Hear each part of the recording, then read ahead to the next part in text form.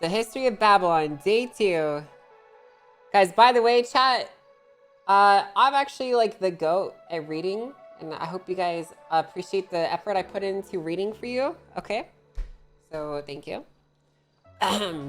Progress, Week 2. The second week of New Babylon was defined through pivotal infrastructural advancements and ideological foundations. New Babylon would not fall. It would endure, learn, grow, and only rise stronger. What a lot to think about. That last book was very informative. I'm gonna be honest with you, chat. That was awesome. I love reading, dude. This is so cool. This last book contains like some information that I specifically was interested in. The Marduk. Now, what exactly was the Marduk, chat? I'm gonna be honest. While I was narrating this, I was actually putting more effort into narrating it so that it was like concise and easy to listen to for my viewers, rather than actually paying attention to what was being said. I was reading the words to make sure I presented them in a way that sounded good for you guys, not necessarily reading it myself. So I have to actually read. Guys, listen. I wanted you guys to be able to understand it. The Grand Elder became the Marduk, right? Right, because the elders was dissolved as a form of leadership, of course. And that became the Marduk. Okay, so Edgar and Arush took to the stage. I see why Arush would not talk to us then about Beric being a faceless asset. If they burned their blueprints, and this brought about the wrath of those from the sky who can be presumed to be the faceless.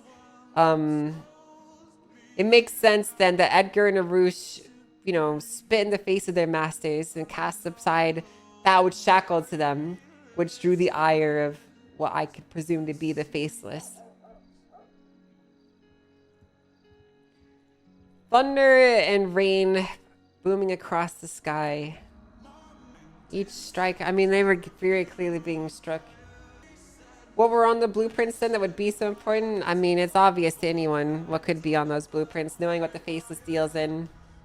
I'm actually curious if Brian Knight has ever gone through these. Trash! Oh god! I'm curious if Brian's ever read these books or knew about them. Or anyone, really.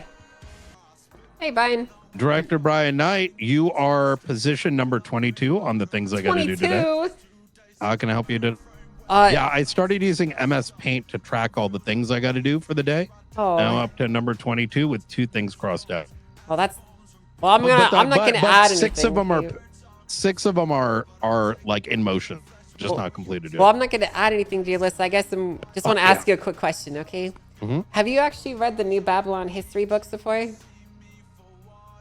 I'm a part of it. You're part of writing the books? Well, apparently I'm Shai Halud, the sand penis that ejaculated on some of them. And I don't know, it's confused.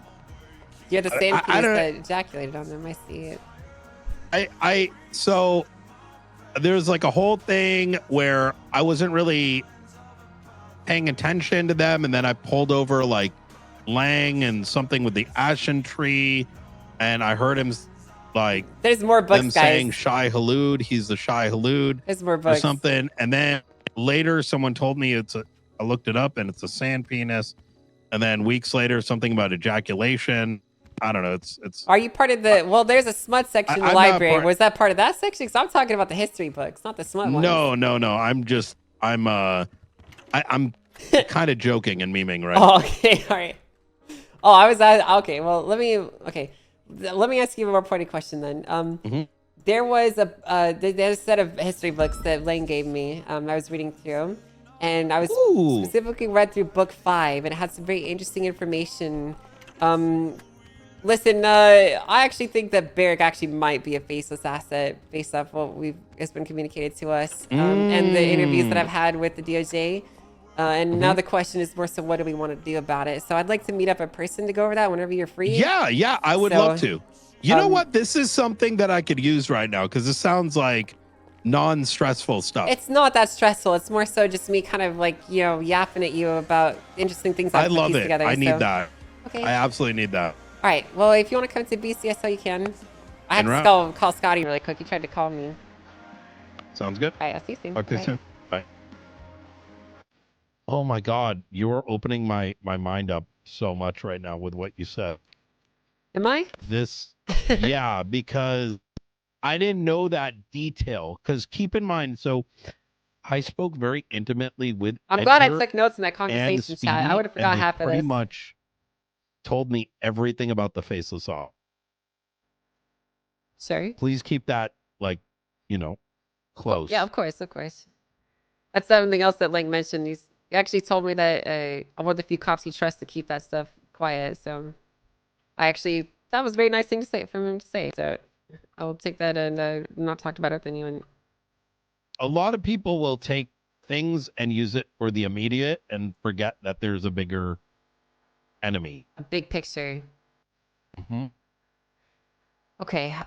Well, I don't have any more details that I was gleaning from outside of again, you probably already know this. The reason why that they dropped Beric was because there were notes being dropped around in New Babylon talking about, wanting to destroy it and snitching on it and whatnot. And Lang just made the executive decision to pick up someone that he thought was most likely responsible for it and remove them. It didn't stop the problems that they were enduring. So he probably wasn't the one doing it, but that's why he was removed from New Babylon. I think he was, and okay. The of the 3 diaries that were dropped for me and McNulty, the DNA was unknown. We have Beric's DNA now. We do, because he's a government employee. And at the time, we didn't, because it had been removed. Have we double checked it? I'm going to check it right now. But the thing that made me hyper sus outside of, because me and McNulty, like I went through the entire list of folks that we knew about New Babylon, and he was sus to me because if you read these books, I like to call it Guess Who, right? When all the plates are down, it led to either Beric or Eliza. Sorry. I was uncertain, but my certainty that it was Beric was a consequence of Beric being shot, and then the book stopped. Interesting. For me, that was this is 90% chance hit. That would make sense. Where would I find this? Okay, this was gonna be a PD high command. And then Brian. Here we go. New Babylon Insider Part 2. Okay, Part 3. Part 1. Receipt of warning. Chad, this whole thing's been really interesting, actually. I like this. This is fun. It's crazy how much you learn just by talking to people. That's something I've come to realize in life on roleplay servers. Most people just don't talk to people, so nothing ever is out there, DNA is 3962. No, 3962. Doesn't sound like it says then. 3962 dash 193 dash 4215. Evidence popped up.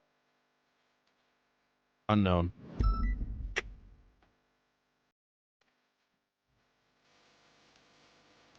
Brian, how much of that stuff was I supposed to forget from earlier, by the way?